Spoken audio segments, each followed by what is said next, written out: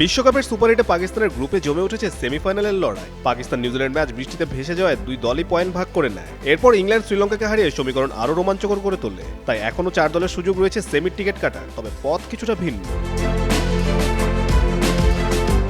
ইংল্যান্ডের point 2, net run rate +2.550।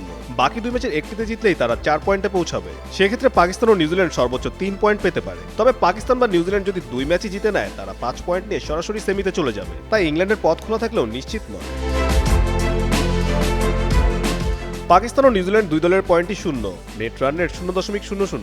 সোজা সমীকরণ, 2 ম্যাচ জিতলেই 5 পয়েন্ট নিয়ে নিশ্চিত হবে সেমিফাইনাল। একটি হারলেই হিসেব জটিল হবে এবং তাকিয়ে থাকতে হবে অন্য ফলাফলের দিকে। আমা অথেন্টিক ব্রাজিলিয়ান কফি। অন্যদিকে শ্রীলঙ্কার পয়েন্টও 0, তবে নেট রান রেট -2.550 হয় তারাও পিছিয়ে। তাদের সামনে একটাই রাস্তা, বাকি 2 ম্যাচ জিততে হবে। একটি হার মানে বিদায় প্রায় নিশ্চিত। সব মিলিয়ে এই গ্রুপে শেষ 4-এর টিকিট নির্ধারণে পয়েন্টের পাশাপাশি নেট রান রেট বড় ফ্যাক্টর হয়ে উঠতে যাচ্ছে।